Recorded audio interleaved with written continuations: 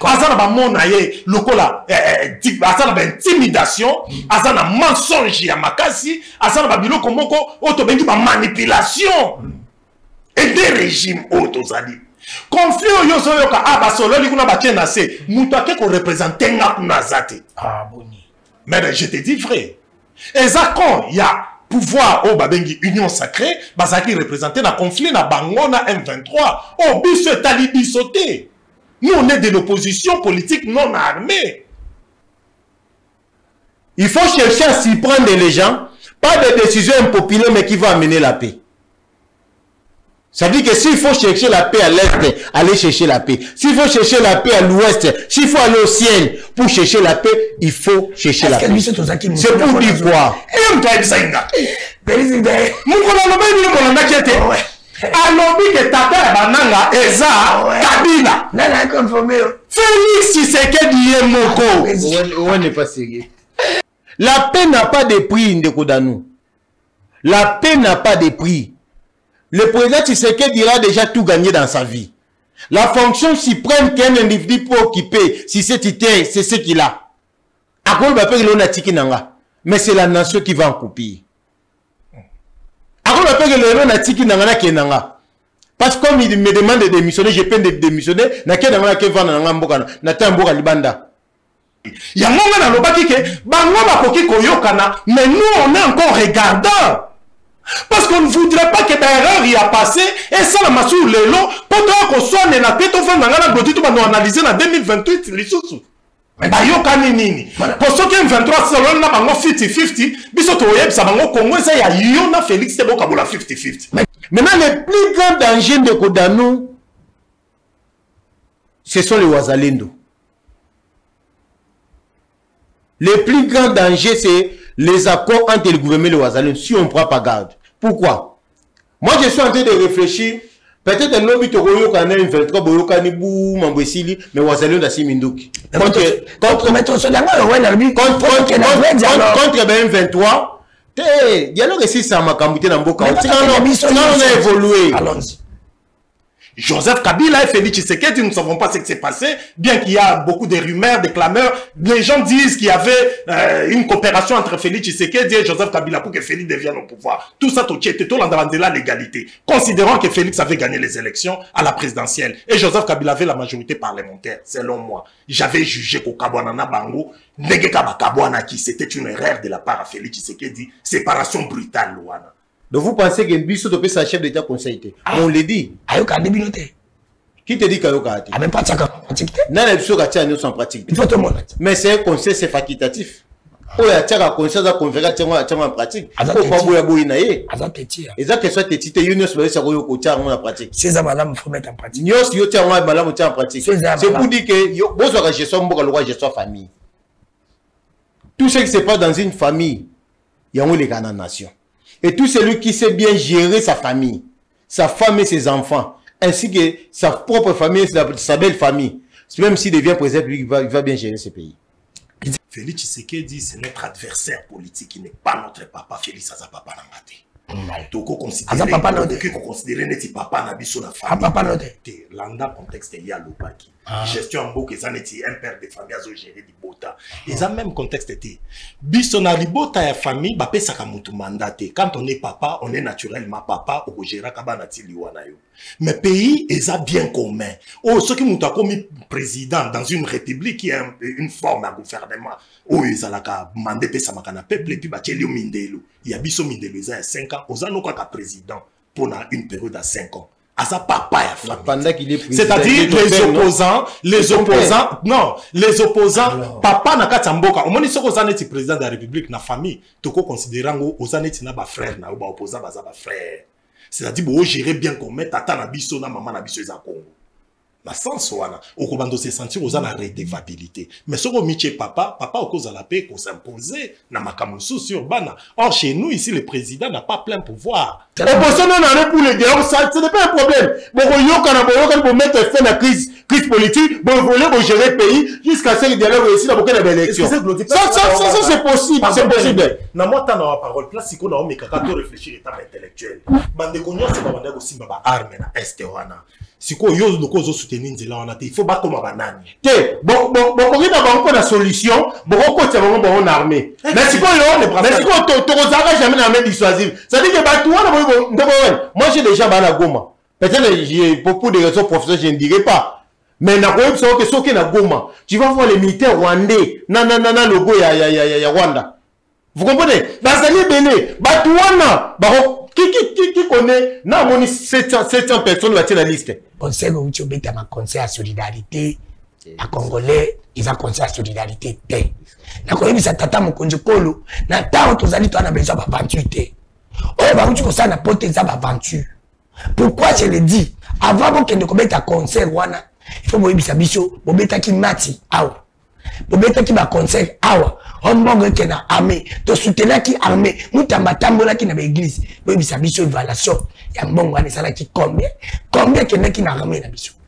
votre humble serviteur Ndeko nous qui faut la seul et l'unique journaliste oyo nzambe alandaka na ba ange na yinde to bandi émission nzambe na ba ange na yiba tiki misala bazali ko sala ba fandi balanda mwana na bango oya ila ka bango ba information ya République Démocratique du Congo mboka ya Fati Béton mboka ya mwana ya papa Kisekedi mboka o batu nyonso ba bandai ko kanisa ete mkolo ide pesa ko sa pouvoir Congo kobonga ina lobaka na mboka o iza mboka ba surprise mboka o soko lalo la muki ava kobima otali téléphone nini botami mboka o tout peut changer yangwala na ko ebisa avana ba démission la veille na miki madi fo mutota lobaki soki qui s'était à négocier na ba M23 ya tiki politique message comme la fo mutoto bolukila ngai botenga me fo mutoto ko tika politique fo mutoto zo tika politique fo mutoto ozo ndima ki sekedi tata mokonzi ko ye mokalobi kaka moi d'escamouche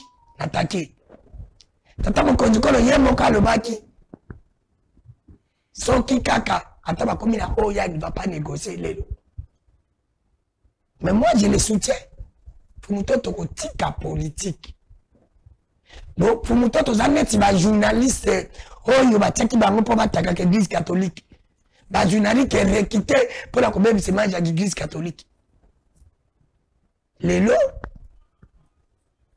amen numeri yanti catholique lelo bakoloba nini parce que lelo communiqué ya M23 leki na etente to sangani unité nationale biso nyonso to tiena se parce dialogue eza ko salema dialogue wane ko leki pa banani consultation koko ya na mai to boni on a zaki journaliste engagé, on a zaki journaliste indépendant, on a comme journaliste simple, nga italingate, bosolo kaka. Bosolo kaka, nga la lubaka. Les seules chaînes, on va lubaka bosolo, zaka perfect. Ah, zaka perfect. Ah, biso lubaka bosolo. Ah, waba tika kamutu. Yanga lubaka na kaka vérité. Pour nzamba zala ki pala ngai. Le journaliste n'a pas d'amis. Congo ils ont kaboma mina deux trois démons pas politicien pas pasteur na ba journaliste c'est la quatrième na peuple na zakolo ba dano zakolo ba isa vérité tout est nassé le corps a tout est nassé toujours libisa nyonso bisa matata po peke na mai bisa kabila peke na mai abo tena sibu fangu joka kozonga ta kozonga ti pero ni waka kozonga ta kozonga ti Natoni kaka. Nanga kozonga ta kozonga ta. Tata mokonzi kolo na prometaki yo na ko respecter parole nanga. Mai bale tchole zonga kasi mate décision moto azu et ko changer. Ngala baki na ko soutenir yo pour na kimekota. C'est pour na kimekota dialogue je te soutiens kende nango. Mais être zo na dialogue boyo kani. Pouvoir na bino bolamba bolanga na ko ya te mais préparer armée na biso. Tiambongo na armée. Bidia armée. Finata.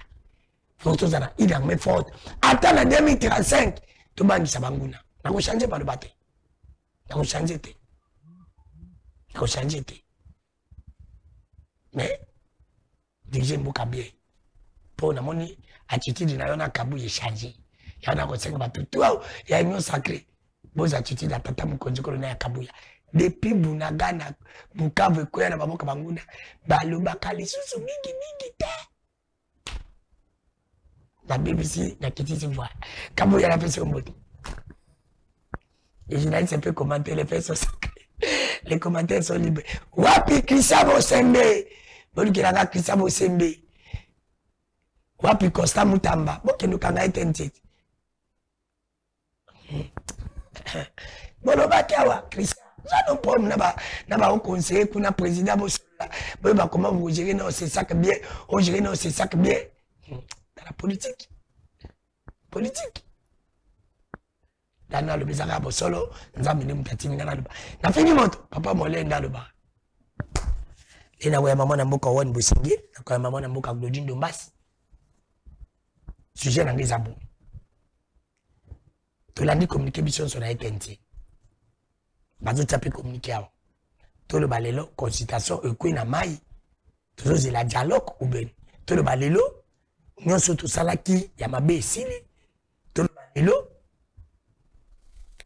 tata mokonzi ko la zongi sima ou un veto zongi sima. Yango to korba mais comme qui soit ali, ben si pas jeunesse c'est tout relais vraie information. Population pesa kokota bana goma bana Bukavu kala mingi te tozoya tata mokonzi ko la osala discours kuna kongo tozozo na biso sona bunagana ensemble bana déjà pembo kango déjà jeunesse nzambala ndaka ayibisibilo yango information avant nous avons invité na ngai tous éléments ya TNT image. Voici à présent la déclaration conjointe des représentants de la RDC et de l'Alliance Fleuve Congo, mouvement du 23 mars AFC M23, dans un esprit de compréhension mutuelle et de volonté commune de résoudre le conflit par les moyens pacifiques des représentants de la République démocratique du Congo et de l'AFC M23 ont tenu des pourparlers de paix facilités par l'État du Qatar. Après des discussions franches et constructives, les représentants de la République démocratique du Congo et de l'AFC M23 ont convenu de travailler pour œuvrer à la conclusion d'une trêve devant permettre l'instauration du cessez-le-feu effectif. D'un commun accord, les deux parties affirment leur engagement en faveur d'une cessation immédiate des hostilités, le rejet catégorique de tout discours de haine et d'intimidation et appellent toutes les communautés locales à respecter ces engagements. Les deux parties conviennent du respect des engagements précités qui ouvrira la voie à un dialogue constructif pour établir une paix durable en République démocratique du Congo et dans la région. Et ce dialogue portera sur les causes profondes de la crise en cours ainsi que les modalités pour mettre fin au conflit dans les territoires de l'Est de la République démocratique du Congo. Les représentants de la RDC et de l'AFC M23 s'engagent à respecter immédiatement ces engagements pendant toute la durée de pourparlers jusqu'à leur conclusion. Les deux parties appellent le peuple congolais, les chefs religieux et les médias à soutenir et à diffuser ce message d'espoir et de paix. Les représentants de la RDC et de l'AFC M23 expriment leur sincère gratitude à l'État du Qatar pour ses efforts continus et son engagement indéfectible à faciliter ces pourparlers de paix qui contribuent à faire progresser le dialogue et à promouvoir la compréhension mutuelle. Merci. On a beaucoup de ah, papa aussi. La dame a sali succès. On appelle ses mamans journalistes. Sali succès, sali vraiment succès. Imaginez. Tamboli na ba réseaux sociaux, tout le monde, mutunyon sa lobby, mutunyon sa batibango. Ah, ngai nazalaka. Journaliste on zambalandaka. Je n'ai pas de problème avec le régime. C'est pour ça que je suis malade na kukumisa. Na tikala kokoma journaliste te, naza journaliste.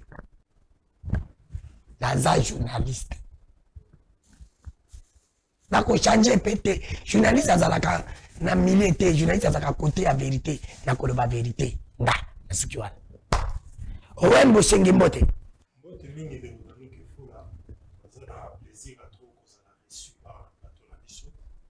Je crois de échanger puis bana nyonso ya mboka ba congolais oyo communauté na biso bazana kati ya mboka pe libanda ba ndeko a na kanisi ya bataillon front populaire lingomba oyo nga za coordonnateur nango a na Kinshasa na zebele na niveau pe ya libanda ya mboka na pesi bango nyonso mbote natali ndeko Francine Matumo na bazoro Bilal bango nyonso. Et puis j'avais une information dans nous que Fula pour la informer bah oh bah c'était la Owen. Owen vient de devenir encore une fois de plus papa. Excellent notre précédemment répondant au nom de France Owen. Ton précédemment la madame. Voilà, Botama qui joue à Pâques, donc nous considérons que un symbole il y a renaissance parce que pour la biso ba Christ un chrétien catholique vraiment les hommes colo il y a renaissance mon colo yesu asekwaki. Bon moment on a la pesi mbote mingi France Owen na mama na epa. On fait super comme Pascaline. On a comme Pascaline pas Botami na Pâques. Ouais, tu obéis qu'à bébé Pascal comme les France Owen. Merci madame Bokowen. Madame Bokowen toke pas tu as 5 minutes. Elle moni image où on a communiqué le qui n'a été entier. Les lots madame Bokowen au milieu bini que consultation de dans ça là qui quoi na oui oui que non les lots tata mkonjiko le bref ayoki peuple azongisima ou bien M23 s'est fâché. Vous avez 5 minutes les lots peuple a kokolanda yo à reconnaître ni. Et là, le peuple faut reconnaître, bah pas signer saut ou tiko monao. Ko kufa o ba congolais ba uti ko kufa. Ko kangama o ba tumsu ba kangami. Ba siège ba parti musu so eziki. Na makamu nyonso nazalaki dernière fois a page danu ke fula. Na ebisaki eza ba conflit moko politique ya Félix Tshisekedi na nenga triangle azana conflit na nanga conflit na bakabila a partir ya makamu na bango 2021 FCC cash na banini. Basolola na bango na bananga wana entre les belligérants. Mais biso conflit na biso eza ya mauvaise gouvernance o biso tozolandela yango jusqu'à ce que toko chuter na ba échange entre congolais na ba dialogue to solola. Ndeko danu ke fula to sali be mission boni pona ko bondela ndeko Félix andima dialogue. Obondela ki makase. Ayokele ndenge asoki ndenge ayokele bino kasi. Ayokele yo lelo ndini. To bondeli eke ndeko yo muto zoboya dialogue. Depuis bien longtemps, ce qui ndeko Félix Tshisekedi ayoka ki biso opposition non armée. Oto banda ko lobaka yeke. Barbi biso opposition a pété. Tolobi ke ndeko Félix ozo sala faux pas. Il faut dialoguer. Bandeko basango que je salue, bravo na bango. Baketi na ba zone o eza risqué. Kaka na démarche ya ke ba congolais ba kutana to solola. Awa na kata mboko te boyoka ba to ba jeter au propre sur basango. Que basango ba kesola na bandoki. Comment ba osola na bandoki baseki? Oh eleki na doa. Kuna mutaseka ki te na kota ya pouvoir er ba osola na bato M23. Pourquoi nous sommes descendus trop bas avec ce régime? Un régime qui se ressaisit toujours dans retard. Habito tchanase o en faut tchanase to limbisana to bosani. Ngala ko tchanase ta. Ngana sana bakanda na la gestion du régime. Non, ça c'est la haine. Dans lobby la haine contre qui? Contre le régime, contre qui c'est dit. Oh. Mais ngana ebiso ke ngana zana kanda ya régime oyo ya me gestion na bango, ba clientélisme, ba makambo ebele, justice eza inéquitable et tout comme ça, biloko zo caractériser régime oyo azana 3 mots maîtres. Azana ba mona ye lokola azana ba intimidation, azana mensonge ya makasi, azana ba biloko moko oto bengi ba manipulation.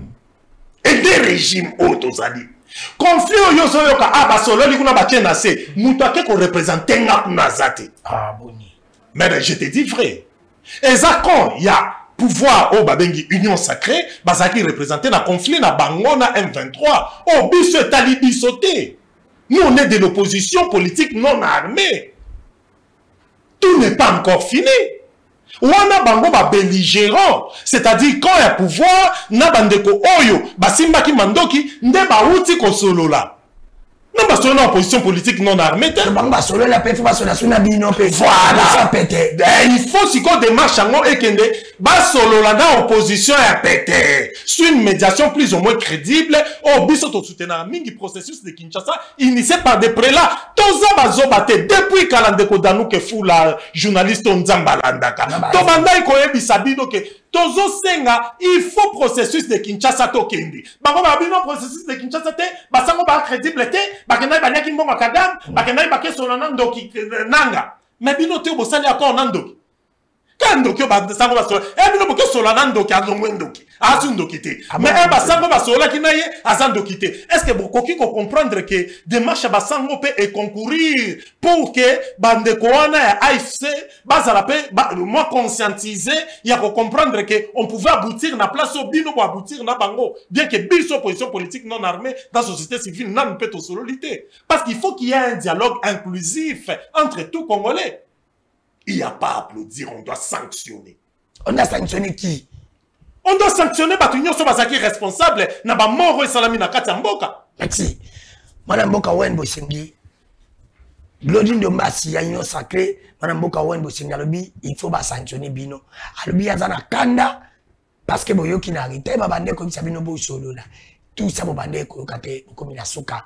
Bo se dali compte que pour beti de bakuna na libenda mutuna na libende na libanga to de le bokomi na suka be azana kanda na bino pe bo sali dialogue na makambo na bino moko opposition na bango bo baki apete na bo dialogue te bango photo kende ipa basango ina communiquer pour que balobi il faut dialogue moko ya makati fe salim. Merci beaucoup Ndeko Danou Kefula, merci na l'invitation na profiter na pe ça peut one mboto to partager le plateau.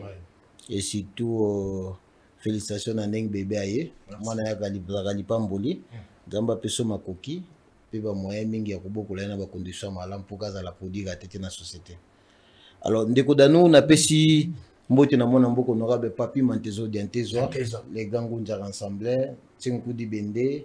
Les symboles de l'unité provinciale. Les leaders du peuple Congo. On a pesi le président Félix Tshisekedi Mbote Sikazali. L'homme qui se bat jour et nuit pour qu'il y ait pas de problème, na okoma, na pesi mbote, na pesi maman j'ai dit soumino, banda okoma premier ministre dollar et matarate qui t'a rasouté, banda okoma premier ministre Kabiri kita, banda okoma premier ministre Babloko na wenje koma kokita, banda okoma premier ministre vous avez quitté par exemple. Aux émissions na nganza bazalaka. Bilo vous avez quitté na oze. Wa bablo mtsubulu ba pe bukam. Ya on peut s'appeler, ya on de comment ba, ce qui bino matayinu sake bo loba. Bango bazapaka batititi volume bachanze chef so mutaposha le bi bazongi ko mambo bana ba ça va okanda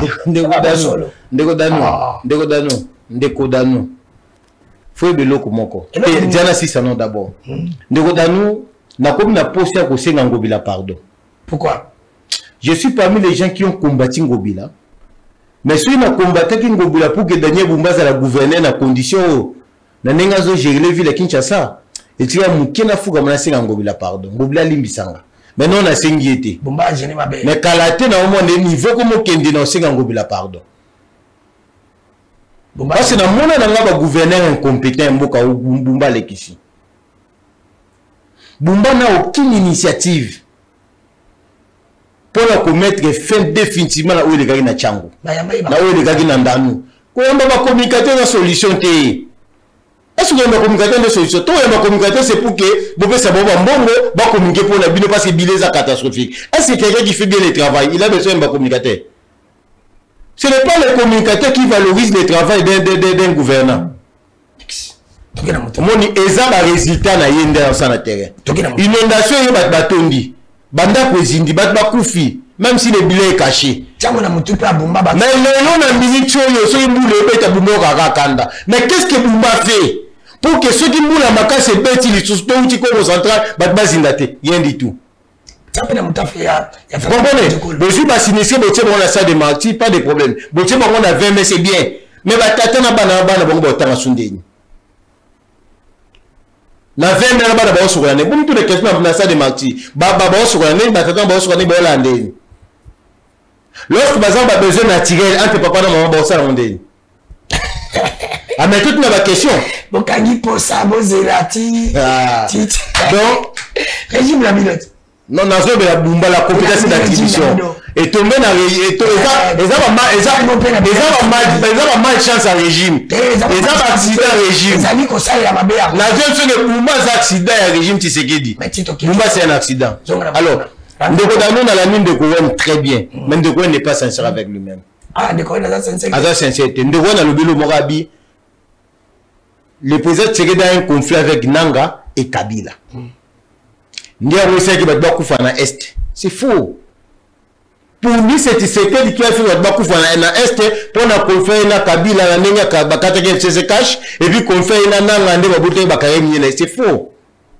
Comment un président peut créer un conflit pour tirer ses compatriotes? Ça, ce n'est pas la vérité. Parce qu'il ne respecte pas ses engagements. Ça, ce n'est pas la vérité. Quels sont les engagements? Yo kombe fonga na desivao. Nous sommes dit que bomangai to mabana. Combien de fois yo sala bat mabe? Nde ba bomayo. Donc, ceux qui ont engagement dans Moutou, je prends l'exemple, dans l'hypothèse où l'engagement est respecté, mais il faut tuer les Congolais. Est-ce que elle va bien un peu de solo là? Vous comprenez? Vous bandez comme boya, est-ce que vous solo l'inde et donc vous avez le bien. Le président qui se fait d'abord pour solo la cosi. Oui, le bien. Quand il y a un solo le Bléwenko, à cause pas de déformer population. Le président qui se fait a toujours été pour le dialogue. Mais il y avait des conditions parce qu'il y avait des dialogues qui étaient mis en place par les organes habilités régionales et internationales. Notamment Zaki Bapoupala Nairobi, n'a pas Poupala Luanda. Mais seulement que il n'a pas Poupala, tu ne jamais qu'on avait sincérité, avec honnêteté. C'est comme si l'homme noir n'a pas confiance à son propre frère qui est l'homme noir. La solution où tu n'as droit. C'est-à-dire qu'il a fallu pas voyager, pas que chez l'homme blanc, pour que l'homme blanc est sain. Devant Lorenzo Batika Jamon Yokana. Vous comprenez? Combien de rendez-vous le président Félix a répondu? Combien d'invitations il a répondu? Kagame n'est pas venu. Mais Kagame est allé répondre na Doha. Est-ce que les avoués ont mauvaise volonté Félix? Non. Elle est au monisco comité on a été un petit peu le balelo. Au comme bravo président Tshisekedi. Pour la. Au bravo président Tshisekedi. Mais moi, dans tout ça, les prophètes, dans tout ça, c'est Vital Kamerhe. Le mal-aimé du régime, de l'Union sacrée, mais il sait anticiper les choses. Le mal-aimé de l'IDPS. Non, de l'Union sacrée, dans l'ensemble. Vous comprenez? Le mal-aimé de l'Union sacrée, parce que c'est nos Zombo à fonctionnement ensemble à Zouaté. Gouvernement aux ensemble national à Zouaté. Le mal-aimé de l'Union sacrée, non de l'IDPS. Le mal-aimé de l'Union sacrée, mais il a toujours dit la vérité. J'aime ce qu'il a dit. Peu importe le temps et le prix. Il avait dit. Et il a aussi dit récemment ici. Peu importe le temps et le prix que ça prendra, la paix finira par régner. Pas négociation. J'ai dit peu importe le prix et peu importe le temps, la paix finira par régner. Deuxièmement, là il a ouvert la session où il a dit au président Félix, il a lancé un message. Que monsieur le président, il faut chercher à s'y prendre les gens, pas de décisions impopulaires, mais qui vont amener la paix. Ça veut dire que s'il faut chercher la paix à l'est, aller chercher la paix. S'il faut chercher la paix à l'ouest, s'il faut aller au ciel pour chercher la paix, il faut chercher la paix. C'est pour dire quoi? Est-ce que M. Tozala qui prêtait, il y a conseillé un discours, bien sûr, tu le bâtis moins d'escamouches, alors que moi, ils allaient qui caca. Posons que ça bise sur les bandelités, posons que ça bise sur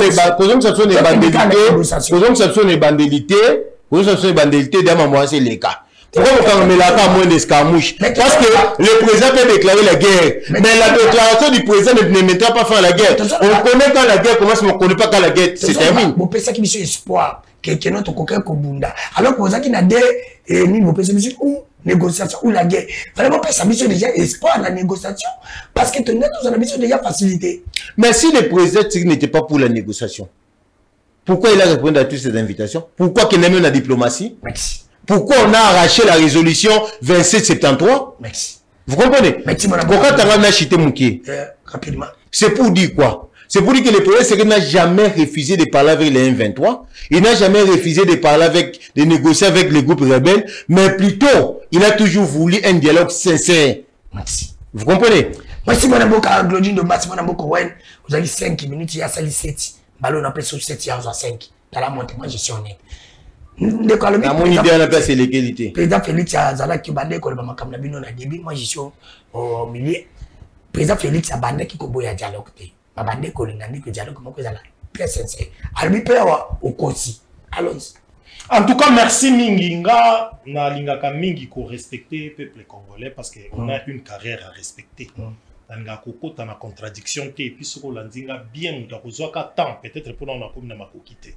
Mais de quoi qu'on soit atteint, qu'on soit documentaire, n'angata ba 15 à 17 ans dans les médias. Je ne me suis jamais contredit. Et puis, c'est une alléluia, mon échelle attend. est-ce que nga mutu na lobaki ke na kosolola na nanga te po aza pantin ba Congolais bo Hollanda biso boyebi Félix Tshisekedi alobi ya koki kosolola na bananga te bananga baza ba pantin bana misala ya Kagame ya kosolola na Kagame banda koloba non eza conflit congolo entre ba Congolais il faut kosolola na M23 c'était ça babandake bandeli babengi nanga groupe terroriste AFC M23 eza groupe terroriste babi bakosolola na bango te baza ba pantin et tout consort et ndeko azoloba awa eroko na lobi c'est faux je m'étonne. Mais bato ba Hollanda biso ba yebi que j'ai toujours été cohérent na échelle aide nanga. Confrère nanga o a proclamé Félix na 2018. Nanga. Et elle Kadi m'a proclamé Félix na 2023. Kaka Kadi m'a lobby comme un rebelle, n'est-ce pas eza conflit moko entre bango mbale. Ni bebi entre bango mbale. Ba yokana kite na likamunini. N'est-ce pas ça ya to lobby que eza conflit na bango mbale. Ceux qui na sima rébellion ba nanga bato bazo kufa. To lobate que eza à cause ya bato baswani. Pourquoi tu le baises à cause de Nanga Yemoko? Nanga beta masasi dans les vides où quand tu peux à Félix Tshisekedi dans le gouvernement peut bazo beta. Il y a un bazo koufate. Ba conflit à Félix Tshisekedi dans Nanga na kosona na bamona bato ba Kabila po ye Félix ka mtu aiki ko informer nga que Kabila mtu azaka tata ya bananga pe kuna. Mais ye mtu aiki sainga. Félix de Mukona no bebi no na kete. Alobi que tata ya bananga eza Kabila. Nana conformé. Félix Tshisekedi Yemoko. On n'est pas sérieux. Kabila aye koloba ke kana na biso bandaki na 2021. On n'est pas sérieux. Aye koloba kana na bango bandi na 2000. Est-ce que ngam tu na zolo ba bango to communiquer à Kabila. Kabila lobi na Sadek. Il faut le président de la République. Excusez Ndeko Daniel. Toza penza ba responsable ba zolo na biso. Félix Tshisekedi ye mutalobaki nanga za pate nanga za terroriste ba kotika kosola nanga alors bakakuta obi ya kotika la kosola nanga te ba changer za mutu amoni que ça ne va pas zuma e balé siko soki a changé biso bato bana kotinda sola nanga au moins que toza na raison et tolobaka na yo on a été lucide ayoki binoti. Ayoki biso mais na lobia il faut tout établir ça comme responsabilité. Ayoki biso mais il y a des Congolais qui sont morts à cause nango. Payer ça bien privé à Félix. Payer ça ya biso nyonso. Comme ça la présidente de la République là qui si payer ça ya yoté. Vie à nation et ça ya yoté. Mais bah tu os géré nation pendant une période donnée. Nous avons ça président Félix Tshisekedi pour gérer cette république en paix. Ils ont un prix à payer. Prix à payer là qui si ils ont un se voyons en haut, mais tu créer les terrains favorables pour permettre biso de gérer dans la paix, de chuter paix bien. Kokabana na FCC, c'était prévisible. Quel bakabwani conflit na bango sur le plan politique, tout le monde a des conséquences nango.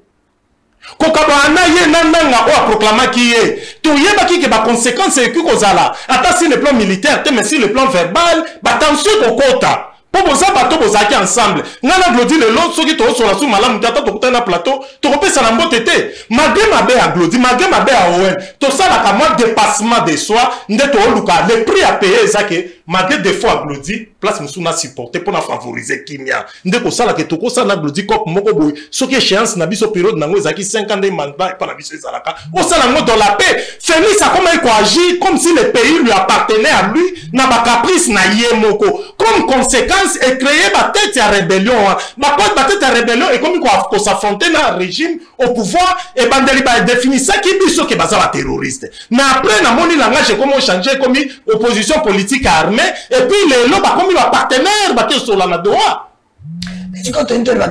Excusez par là Tony Kolobaboui na kosolola oyo e bimisi biso que tozalaki moins lucide ndeko glodi na olingo talangai pardon et so biso ne to comprena quitté tant Kagame banda koloba c'était un conflit entre Congolais il fallait ba Congolais ba solo ote Kagame zoko ça yeka kasaka simananga mais les autres ke ko sola siko na AFC yango na M23 apparemment et puis biso image ya que ils ont aboutir entre ba belligérants ils ont aboutir na moi kimia moko boy probable elingi eya d'où il fallait qu'à l'époque, depuis Kagame a pour réclamer que Basololana Nabatou à M23, et bien, si Kagame avait une lucidité, la compréhension de l'affaire qui était sur terrain.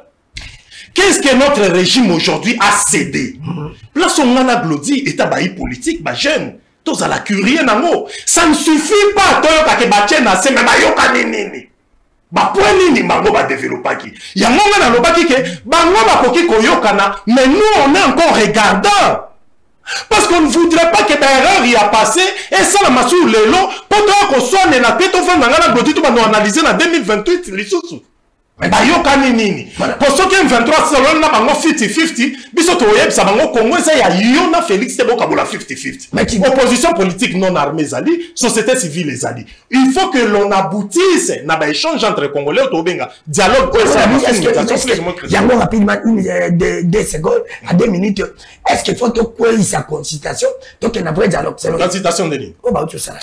Besoin de tout ça ma tu appelles ça consultation. Mais consultation. Na lobi ha et loko ba sali na bébé lande bila et lo biso tu na bien tu le monde ba kinyo so to kenda kité ba tout ba qui peut goûter loko ngote bon tu appelles ça consultation. Ba ça qui ba musique balai. Na lobaki na bino c'était une dépense de trop et puis dépense moko inutile. Merci. Au République a engagé.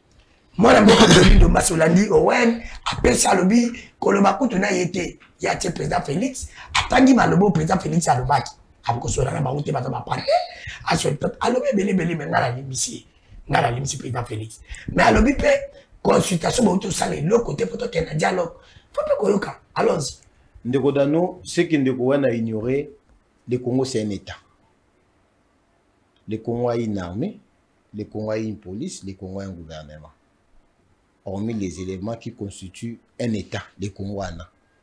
Ce n'est pas parce qu'un groupe s'est réveillé demain matin, abandi qu'on menaçait une partie du territoire, directement il faut aller négocier avec ces groupes-là. Non. Ce n'est pas que yoka nande kodano kobateka bato ba gumi bato ba kufa yoka nande kodano omoni mboka eza lokwa famille oza papa to na papa na ndako munguni ayemba moko bu abike salon ngeza kaye. Vous comprenez? C'est-à-dire le temps que c'est bon ça va, le quoi c'est to kabola reka salongo. Il faut d'abord qu'il y ait les biceps. Il faut d'abord que sa force. Ce qui est na moni que munguni ndeng to kendele. Peut-être na ba force to la gisa, ngana ko ma perdant. Bon tout ça ndeng nini. Mon vote au bangana. C'est comme ça que les choses évoluent. Mais vous n'allez pas demander un État. Si tel était le cas, l'Ukraine allait directement négocier avec la Russie. Si tel est le cas, l'Ukraine allait négocier directement avec la Russie. Pourquoi l'Ukraine n'a pas existé? Parce que c'est un État.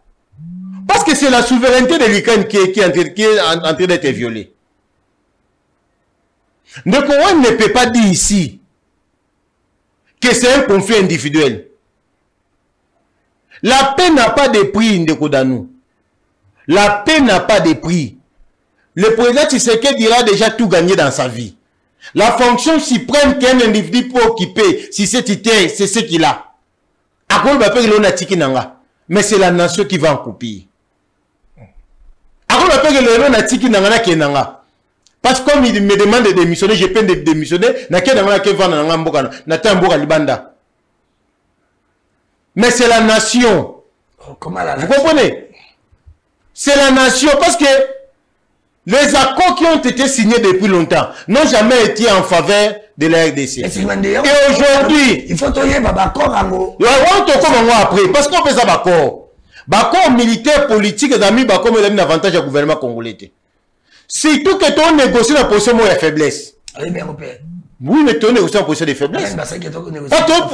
Pourquoi tu négocié? Mais moi, je suis journaliste. Moi, je suis agencé idée selon mon intelligence. Je vous dis que non, tu as négocié la position de faiblesse. Pourquoi? Parce que nous négocions pendant que Goma.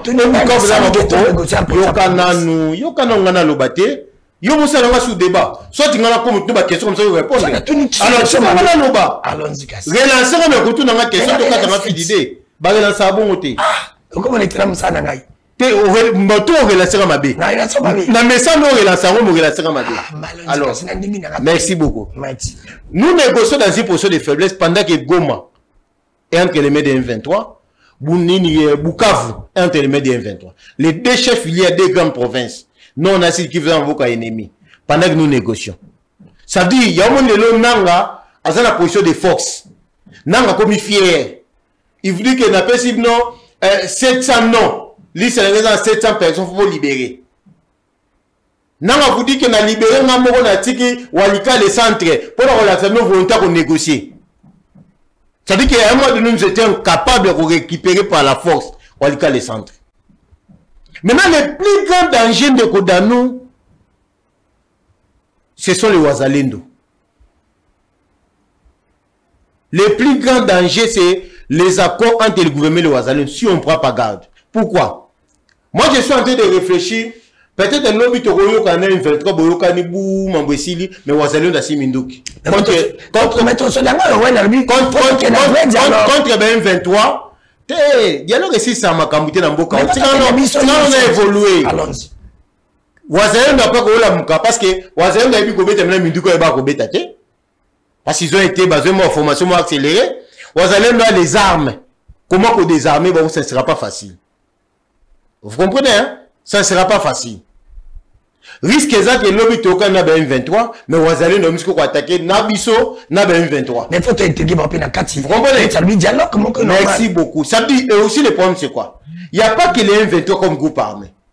C'est pourquoi moi je reste dans l'idée, la philosophie pour parler à Nairobi, où il fallait parler avec tous les groupes armés. Parce que vous parlez avec les M23, l'Obi Bosco Tanga déjà pas lancé un mouvement de Naïtoui. Vous comprenez? Il n'est pas les seuls. Ceux qui Zahir, ceux qui aiment un père les alliés. Et tant d'autres groupes armés. Ça dit cela n'est pas une solution. Mais moi, ce qui m'a inquiété, c'est quoi? Quelque part, le que la quelques politiciens un peu mawa.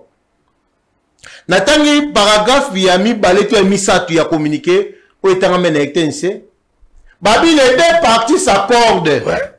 N'a pour éviter le discours d'intimidation.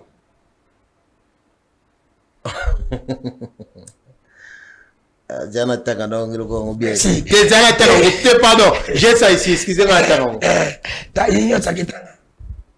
Il ça été congolais les deux parties réaffirment leur engagement en faveur d'une cessation immédiate des hostilités, les rejet catégorie de tout discours de haine et intimidation et appellent à toutes les communautés locales à respecter les engagements. Qui est intimidé qui? On parle du gouvernement central qui va vous comprenez maintenant? Ça veut dire qu'il y a même temps aucun délai. Bon, on va abandonner la poursuite à Nanga. Il faut abandonner ou pas? On va abandonner la poursuite à Nanga. Il n'y a aucun délai. Nanga, on va condamner à mort. Au capé ou la commission à peine capitale. Nanga, deuxièmement, tous les biens saisis de Nanga. Vous allez restituer. Est-ce qu'on peut faire la paix? On peut faire la paix sans Nanga. Ça veut dire quoi? Ça veut dire quoi? Nous avons utilisé l'immeuble à Nanga. Si vous avez un immeuble commercial, l'État va payer. Nous avons utilisé l'État va remettre bien. L'État va évaluer le nombre de PEX. Moment qu'on peut ça l'État fouti. Quelque part, vous allez comprendre qu'il y a certains membres du gouvernement. Merci. Moi, Namboka Owen Bossendo, la limite de ne pas se reconnaît. Est-ce qu'aujourd'hui, on peut faire la paix? On peut faire la paix sans vous, les gens de l'opposition, et la paix, sans Bananga, ou sans reconnaître la faute de Nanga. Parce qu'il faut tout le vérité. Ah, les émissions sans Balanda, c'est pour te dire que tout ça l'appelle le lot, ma bénion ça bananga, ma bien naïf faisonga, puis le qu'on a fait zonga, tout faut ma femme Dieu faut pas zonga. Binopé, faut mon compte dans le gouvernement, tout le monde tout sangana, et c'est ça. Non, on a compris de Koglodi, mais apparemment, on a pas idée de qui m'a bon, de façon à chuter, on a comprendre répéter.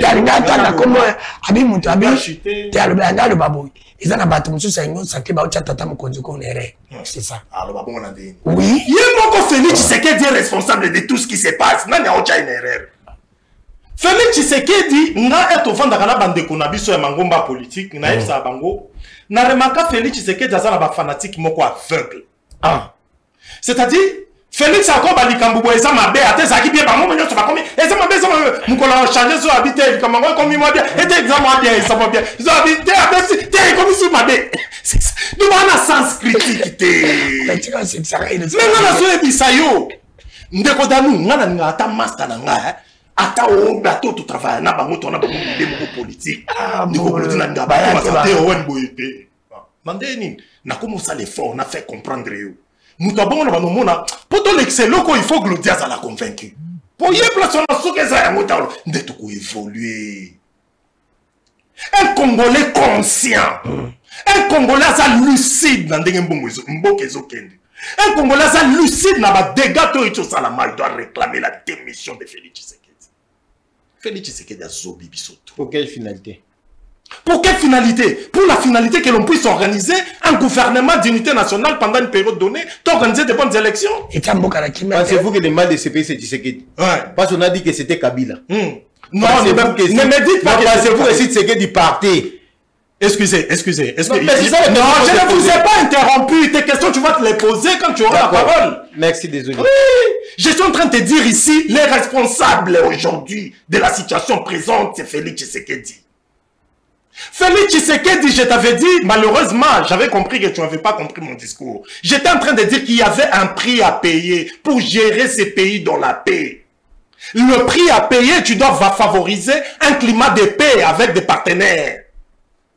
Joseph Kabila et Félix Tshisekedi, nous ne savons pas ce qui s'est passé, bien qu'il y a beaucoup de rumeurs, de clameurs. Les gens disent qu'il y avait une coopération entre Félix Tshisekedi et Joseph Kabila pour que Félix devienne au pouvoir. Tout ça, tout de la légalité. Considérant que Félix avait gagné les élections à la présidentielle et Joseph Kabila avait la majorité parlementaire, selon moi. J'avais jugé qu'au Kabouana Bango, qui c'était une erreur de la part de Félix Tshisekedi, séparation brutale, Louana. Naïeba qui a créé Babiloko Ebele. Nous sommes un pays, tous les pays qui post-conflit. Et bien, viva ba vie na bango mbula na ba rébellion, ba viva na ba brassage na ba nini. Certains sont des voyous, mais ba kotati na ba institution ba zaka ba ministre. Nous le savons entre ngana yo glodi. Alors il faut avoir de la sagesse sur comme président na ba pays même ngana yo. Lobi to remplacer Félix Tshisekedi toza mayeli. Qui peut gêner le gouvernement? Mesure nini ya nuisance ndeko glodi a koza nango. Si le nom n'a pas kabwana kabwana, non on est mboke ça bien privé na ngamoko, bengana ba ange, que yo moko te, pays bakenda na ngobongo te. Zo pays que c'était bien bien. Ngana kaka mosali. Nazaka kaka mosali, so na komi président naza mosali. Mboka ya Danu, mboka ya mama zote kandunda, mboka ndeko na biso azana échange na point quartier, mboka ndeko na biso aza barman, mboka na biso ngana kaka mosali. Période nango ba pesinga mandat ya 5 ans wana, il faut na gérer ngo, na lukana garantir la paix. Apparemment, ndeko Félix Tshisekedi, pas apparemment, c'est ça la réalité. Il n'a pas su gérer ba accord na ba partenariat ça qui n'a pas tout, il a tout renié. Il a régné avec les FCC, il a régné avec Mouta Proclama qui est comme successeur, ceux qui est élu en 2018, il a régné son accord na M23A pendant 14 mois à Kinshasa. Tout ce qui se sont parlé pendant 14 mois, c'était quoi jusqu'à présent? Babumbango comme tabou. Félix Sola, bango non Sola, bango te. Oh, mais pourquoi je dois accepter au Sola, Kagame? Mais Sola, de Congolais, t'ont persuadé bango qu'il revienne à la raison. Baninga quitté, mais les Congolais en sont morts. Combien de bateaux bakoufi pour un conflit? Est-ce que nanga sona inanga? Nanga sona inanga te. Dernièrement, na yebsangino nanga ta kote Kinshasa ngana okima te. Mais tu as bateau ba okima. Mais bateau union sacrée, bateau mouvance. Ils vont fuir parce que va se sentir dérangés. Que bateau nanga ba oya ah muta mouvance mon quoi na muta mouvance. C'est eux qui seront pointés. Mais naïté. Bango Bazan a risque, Blodi, il était en train de défendre les pouvoirs, peut-être même dans le quartier, Azali va pointer les doigts, et l'autre garçon va courir à risque. Précaution, faut qu'il m'en pas précaution, c'est un an qui m'a. Vous déjà qui m'a géré ma baie. T'es cogéré ma baie, c'est-à-dire par rapport à antécédents. Voilà. C'est-à-dire, Bango Bazan, quand il y a un régime, Bango Kuna Baka est opposition, Bananga Baoliadino contre Fayoluté, contre OMT, contre Fula Oliadino contre Félix Tshisekedi, il y a une union sacrée. Nde na sens entre bande koloba. Quand il y a un discours, nanga so bomba ba congolais, na yebi sabino avec tous les risques possibles, c'est faux. Nanga so bomba ba congolais te. So ça qui nanga bomba ba congolais, il fallait qu'il continue na goma boye, drrr, terminer ba congolais ça ka bongo te. Et ça affrontement entre Ndeko Azumandoki, gouvernement au que le couloir facilité, gouvernement fa défendre souveraineté école. Yebe kuna so ça les fonds na ye attaquer gouvernement, nde batiti écolo ka passi. Merci. Alors, problème n'a on doit faire la lucidité de comprendre que ça n'était de trop, on a assez réclamé. Aujourd'hui, dans la communauté congolaise, et belé awa, tout ça là, dans la lucidité pour comprendre que tout ça là qu'il faut pas, n'a qui fanatisme aveugle envers Félix Tshisekedi Kofi Ngabasango. Tout ça là qu'il faut pas, n'a qui fanatisme aveugle. Koboya dialogue autour selon le processus de Kinshasa parce que nous en sommes là, les Congolais doivent se parler. Batumisu bok se prévala kate ke bino de boza ba patriotes netinga wena linga régime Félix te bobo kanza biso to ba patriotes tete. Ezate bato bazo lia mbonga mboka, bazo gérer mabe, bazo détourner. Bango de bokanza ba na monopole ya kozala ba patriotes et nous autres le quoi to obete bango maboko te to ba patriotes, c'est faux. Les vrais patriotes ezabiso. Ben tout au président Félix Tshisekedi asala ki ba faut pas nyonso to lo bakine. Aujourd'hui, l'histoire est rattrapée, bango, que nous étions dans les bons. La réclamation a biso, na mbela, tout le monde a bango, et c'est pour sauver la maison qui était en train de brûler. Aujourd'hui, Tozoloba, c'est déjà un pas, mais aboutissons jusqu'au dialogue sincère entre les Congolais. Mais il nous reste, je crois, 12 à 13 minutes, après, tout conclu. Mais au Chité, toujours pas dans le on a deux questions après, et par après, la Chité, pas. Rapidement, moi, dans le cas de Glodine Doba, si tu as 5 minutes, pour vous dire que tu vas au Chité. 4-4, ouais, dans le bino nde bozali ba fanatique mabe. Oui. Bon comment on dit un fanatique réel, il y a ba cette équipe est pour là. Mais mon comme c'est qui c'est que on dirait par exemple attends ça mabe au niveau le bilaye. C'est qui c'est que la Kaibu. Makamo mia soto telemena kabila qui c'est que la salango, mais bino mobande ka au côté là. Vous avez aussi tué les pays. Dans pour dans des rodano ceux qui aux osala mabe na kati ndako mwana ke fundo banda ke papa tout ça mabe. Fundo le faut dire papa que ça veut dire quoi? C'est pour te dire quoi? La dit la vérité. Yo kanano. C'est pour te dire quoi? Ce n'est pas ça, papa, dans ma conseil, non, pas en public. Et si aussi je vais critiquer mon père, je ne vais pas le critiquer en public. Donc vous pensez que Bisso doit sa chef d'État conseillé. On le dit. Ayoka débinoté. Qui te dit qu'Ayoka a même pas ça en pratique. Non, les Bisso qui sont en pratique. Il faut tout le monde. Mais c'est un conseil, c'est facultatif. Oh, il y a un conseil, ça conférence, en pratique. Il faut pas bouiller bouiller naïe. Et ça que soit tes titres, Yunus, ça va y en pratique. C'est ça, madame, il faut mettre en pratique. Yunus, il y a madame, en pratique. C'est pour dire que vous avez gestion, vous avez gestion famille. Tout ce qui se passe dans une famille, il y a les grandes nations. Et tout celui qui sait bien gérer sa famille, sa femme et ses enfants, ainsi que sa propre famille, sa belle famille, même s'il devient président, il va bien gérer ce pays. Qui serait la famille de Mabé? Parce que l'opposition peut être considérée comme étant ta belle famille. Qui serait la famille de Mabé? Vous comprenez? Non, parce que le pays a géré Mabé, c'est pour te dire. Je suis en train de t'expliquer. Mais le père, c'est explication, n'a pas tout ni Moutouna. L'explication n'a pas sur l'émission dans le contexte. Pas du contexte. Ah, l'émission, on se calme dans le contexte. Dans la scène à Yoka, on a dit Belardo. Au moins, on va dans le contexte sur le Bélardo. Le pays, c'est famille Mabé. Qui te dit que Félix a géré Mboka Mabé? Mais il ne gère pas le pays bien pour tout le monde. Et puis, deuxièmement, majorité. Pas majorité. Majorité, on a sondé. On a fait sondage. Il y a un contact, il y a un secteur. Il y a un salle sondage. Il y a un secteur à baisser. Il y a un salle sondage. Mais il y a un peu de temps. Comment ça se fait des banayo? Alors, tu connais pas. Ah, mais finalement, finalement. Intimider journaliste. Il y a mal à l'aise. Non, avec ces missions Zambalandaka. Le babo. On s'en va dans le monde. Mais c'est pas dire encore santé.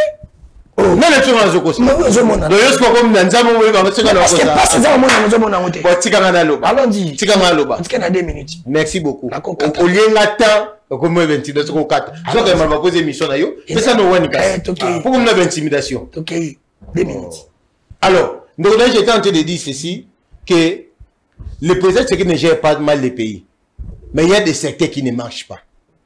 Il faut reconnaître. Moi, beaucoup. Na proposé na bandenge nyonso na ebisa rabino même ceux de Rwanda comme président parce que Congo a tongi 10 000 écoles na Congo meye bana ngote le pays tellement vaste que et là aussi bim lokola litanga mai na kati ya verre. Vous comprenez? Ça veut dire quoi? Dans ce pays il faut arriver au monde où on a plan de développement aux émissaires à plan à un moment donné câble ça RDC l'option 2030 ça dit bon 8 plans comme ça lokola loi Pour dire que si moi je deviens président, dans mes 2 mandats, ceux qui ont ça, peut-être on se focaliser sur l'infrastructure routière. Admettons un président vient à Tongi à 5000 km et monana. Un président qui habite un mandat dans ton école, d'infrastructure scolaire ou bien hospitalière et monana. Mais si on veut aussi l'économie, aussi santé, aussi éducation, aussi route, c'est-à-dire nous sommes ça mais le côté pas de pays très vaste. C'est pourquoi bon monde n'y le côté ça maté, mais le côté ça là. Mais seulement que ça maté que n'anenge bon monde parce que le pays est très vaste de Kodanu. Ça il faut le reconnaître. Même yo so comme gouverneur peut-être il y a ma une au côté de la province Momaté. Aussi dans ma territoire. Pourquoi parce que même la province est très vaste. Vous comprenez? Alors, c'est pourquoi il faut arriver à un moment donné à réfléchir de la sorte. Moi j'ai toujours proposé. Attends que on a bande Kowen. Attends que on a Maté Faïlou. Tout le monde. On a connu ce genre de dialogue. Tout ça dans la Sun City. Une espèce d'accueil inclusif. Mais est-ce que pour Messi là? N'est-ce pas dans Sun City, dans 2009, rebelle Zonga? Malgré Sun City, dans 2012, rebelle Zonga? Malgré Sun City, dans 2020, rebelle Zonga? Malgré Sun City, est-ce que c'est la solution? Merci. C'est pour dire quoi? La meilleure solution et la solution définitive, c'est avoir une armée dissuasif. Mais si tu arrives dans la province armée, on va dire que c'est les FARDC. Merci. Maître Claudine de Bassin de Cowen, vous avez, il nous reste, je crois, 8 minutes. Vous avez 3 minutes, Montréal. Ça me questionne en Gézali. Est-ce que tu koyo kana? Na bande ko M23 ndi koyo kana biso nyonso ça tout ça la brassage na message est-ce que kolika impossible. Bon on va répondre. Tu as 3 minutes tu peux parler regarder mais tu répondre à mon tour rapidement ah on a lo banande ko glodi nous sommes en politique pays tout considérant comme gestion famille. Félix Tshisekedi c'est notre adversaire politique, il n'est pas notre papa. Félix Aza papa nangate toko considérer notre papa na biso na famille papa note landa contexte ya lobaki gestion mboka ezaneti un père de famille azo gérer di bota eza même contexte était biso na libota ya famille ba pesa ka mutu mandate quand on est papa on est naturellement papa au gérer ka bana ti liwana yo mais pays eza bien commun oh ce qui mutu akomi président dans une république qui a une forme à gouvernement oh ezalaka mandé pesa makana peuple et puis ba teli mindelo ya biso mindelo eza 5 ans ozano kwa président pour une période à 5 ans. À sa papa ya famille. C'est-à-dire les opposants, papa na katamboka. On moni soko zaneti président de la République na famille, toko considérant ozaneti na ba frère na ba opposant baza ba frère. C'est-à-dire bo gérer bien comme tata na biso na maman na biso eza Congo. La sens wana okobando se sentir aux la redevabilité mais soko miche papa okoza la paix ko s'imposer na makambo sur bana. Or chez nous ici le président n'a pas plein pouvoir. Ma limitation, il y a pouvoir président de la République, tu es juriste, donc on va prendre un côté. Ils ont pu président, tu peux interpeller, tu peux sanctionner. Mais dans une famille, tu peux sanctionner papa, parce qu'il reste papa, si malgré ma benaï, lignée au colis sabino na déjà wana. Ah, wapona nga na banza ndeko ndengo lobi ba dialogue na pays na biso futate c'est faux. Pays na biso za pays moko soko lundi depuis époque ya Balumumba, to sala ka ba paix, ko to sala ka pas vers l'avenir dans la paix. À travers la discussion, le dialogue, on a des permettre à tout ça pendant une période donnée, des pas dans la paix. Au regard, on a rappelé aux conférences nationales souveraines, tension politique et c'est avec le maréchal Mobutu, avec l'implication de l'église et autres, Naba Mosengo, qui ça nous a permis, il y a que tout qui est période où il y a transition, où il y a qui retiré mon d'ambu ya pouvoir na Mobutu, alors on a absolutisme. C'est grâce, il y avait échange à la conférence nationale. Toye awa tokomi par exemple il y a 2017, il y a 2016, le 31 décembre 2016 avec la Senko, dialogue autosalaki, c'est ainsi à l'issue des dialogues, neto rappela qui kabila ba limitation naé par exemple, il y a pouvoir na ba ambition naé qui ne pouvait pas à traverser côté mususianine. De kabila qui comprendre que tozo insister que azala candidat pour na ba élection mususu oekoya. Grâce à ça, les lots Félix Tshisekedi et les grands bénéfices bénéficiaires, il y a accord, il y a Senko, Otomuya qui mayo, Magelelo, Akangama na bato kaka ya Kabila zo gérer na bango, nous autres totika na ba cicatrice, to gagner la le côté. Kolobate ke ba dialogue ça la ki le côté permet à Kabiso to aboutir pendant une période donnée, to atteindre ba objectif, to koki ko boya dialogue te. Par là que tout le monde a compris qui par rapport à Ipoko, histoire politique du Congo, on doit toujours favoriser des dialogues. Ata les lotés, ata lobby ngana de koglodi to komi qui permet ce qui tozo yo kanate, na ko rappeler ndeko danu ke fula rappeler biso ndeko wana banda koloba to vanza bino to solo. C'est très important pour pays to kenango dans la paix. Félix Tshisekedi a ko boya dialogue parce que c'est un fruit du dialogue. Grâce à dialogue, il y a Senkonde le produisant Félix Tshisekedi. Le brassage na mixage to ko boya ngote. Biso to lobi boy. Brassage na mixage koloba été. To meka ko analyser ndeko. Rapidement, a formé quelques policiers, a formé quelques bâtons armés, n'a pas de policiers. Tozana bandeko uti koloba awa RTO président Félix Tshisekedi, on ne sous-traite pas la sécurité de l'État. Comment boyo tout est là? On est tout à tolo na FRDC le ramakasi. Bilo bokomo chamutema na wazalendo. Vous soutenez des wazalendo qui sont des kuluna. Et moi ndonza gazo ko kosa bino ke batambola ka Nicolas Moto basa danger commissionnaire na bango et puis président Félix Tshisekedi akoué ya commissionnaire ba. Moi ndonzangi. Ah commissionnaire ba wazalendo. Ouais. Ba yeko kosa pour sa président Félix Tshisekedi. Tu sais bango de wazalendo sont des kuluna. Les lots c'est réussi ko rétablir paix na Katambonga, na Katamboka. Qui adviendrait les wazalendo ba kokoma banani.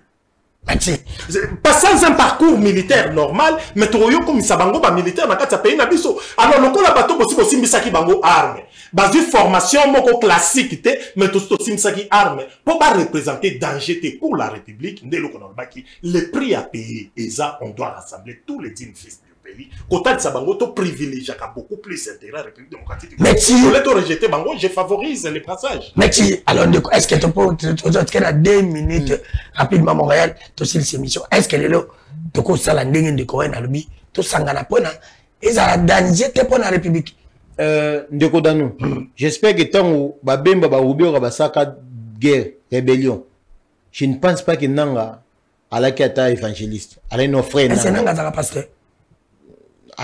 C'est un serviteur de Dieu. Boatique église nana. Yo te koko tana ba di wante na le bilaité na zo ça exemple. Na réponse au na mutuna na te.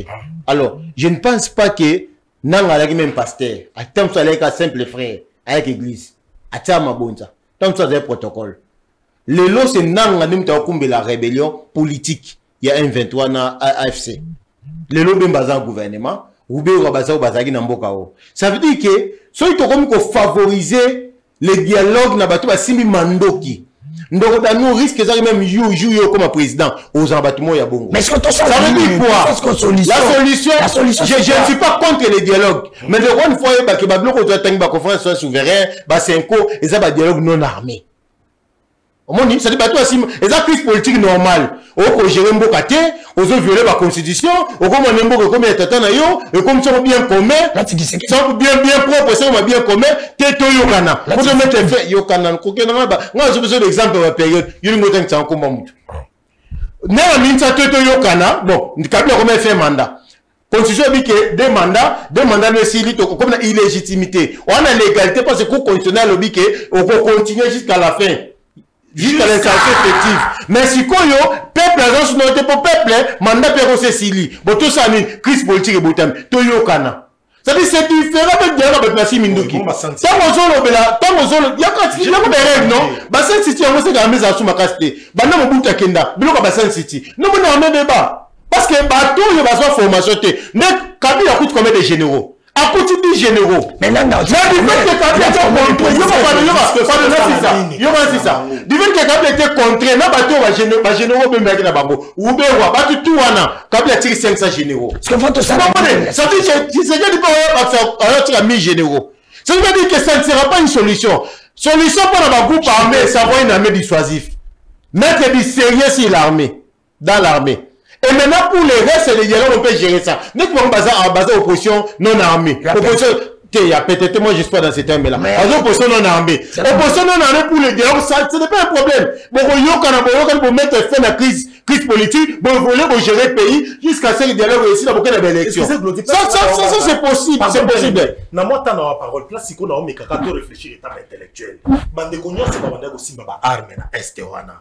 siko yo loko zo soutenir nzela wana te il faut ba koma banani te bon koki na bango na solution boko kotia bango bango na armée mais siko tokozaka jamais na armée dissuasive ça dit que bato wana ndeko wana moi j'ai déjà bana Goma peut-être pour des raisons professionnelles je ne dirais pas mais na koyeb so que soki na Goma tu vas voir les militaires rwandais na logo ya Rwanda vous comprenez bazali belé bato wana bako qui connaît na moni 700 personnes va la liste. Ça veut dire que dans le mixage, bon la facilité pour se infiltrer. Ça veut dire que vous n'aurez jamais et ça va se sommer encore à court terme. Ça veut dire que pour tous en acquis na ko tananu. Mais celui qui viendra Fortia Mosolo peut serrer une armée. Pour que tout comme en armée na biso moko na makasi. Mais avec le temps, c'est une solution à long terme. Vous comprenez? Donc c'est comme ça que tu as comme Makasi. Parce que si tu as Makasi de Kodano, tu as un yawa. Tu as dit que tu as Makasi. Tu as dit que tu as FARDC. Pourquoi tu as Wazalendo, tu as FARDC? C'est parce que tu as un Makasi. Tu as un Bangote. Merci Madame Boka, Claudine Dombas. Merci Madame Boka. Merci. Merci Madame Degonio Sobolanda qui biso bo s'abonner. La chaîne Abissa YouTube de Kodano TV compte s'abonner, partager les seules solutions pour Kolinga de Kodano.